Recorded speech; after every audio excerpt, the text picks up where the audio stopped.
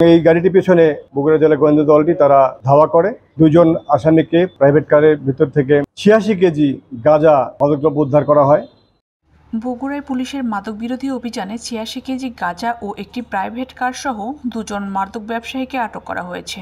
আটককৃতরা হলো কুড়িগ্রামের ফুলবাড়ী উপজেলার কিসামত প্রাণকৃষ্ণ এলাকার খরেজ জামালের ছেলে বাবলু হোসেন 41 ও একই উপজেলার অনন্তপুর এলাকার মৃত রিয়াজউদ্দিনের ছেলে নজরুল ইসলাম 49।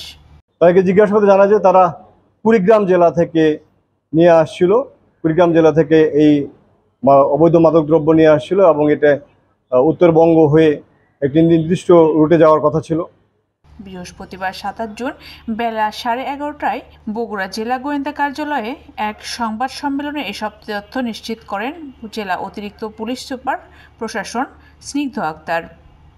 পুলিশ সুপার বলেন, বগুড়া জেলার গাবতলী থানা এলাকায় দুজন আসামিকে প্রাইভেট কার সহ প্রাইভেট কারের ভিতর থেকে 20 পোটলা মোট 86 কেজি গাঁজা মাদকদ্রব্য উদ্ধার করা হয় এবং এই গাড়িটি পেছনে বগুড়া জেলা গোয়েন্দা দলটি তারা ধাওয়া করে এবং এক পর্যায়ে গাবতলী এলাকার সন্ধ্যাবাড়ি সরকারি প্রাথমিক বিদ্যালয়ের সামনে গাড়িটিকে তারা থামায় এবং গাড়ি থামিয়ে এই গাড়ির ড্রাইভার নজরুল ইসলাম এবং যে আরেকজন ছিল বাবুল, এই দুজনকে তারা গাড়ি থামিয়ে জিজ্ঞাসাবাদ করে।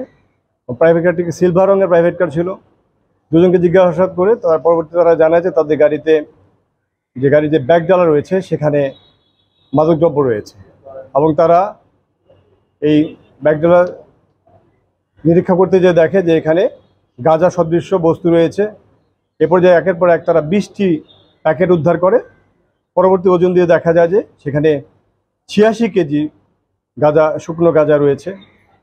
গ্রেপ্তারকৃত দুজনের মধ্যে বাবুল, তার বিরুদ্ধে ইতিপূর্বে 2টি মাদক মামলা রয়েছে এবং আমরা তাকে আরও জিজ্ঞাসাবাদ করে জানার চেষ্টা করছি যে সে এটা কার কাছে পৌঁছাতে চেয়েছিল এবং কীভাবে সে সংগ্রহ করেছিল এবং এটা আমাদের লক্ষ্য ছিল যে সে আসলে এটা কোত্থেকে পাচ্ছে এবং এর ফাইন্যান্স কে করছে এবং যারা নিচ্ছে তারা কি নিয়মিত গ্রাহক কিনা বা নিয়ে তারা কোথায় পাঠিয়ে দেয়।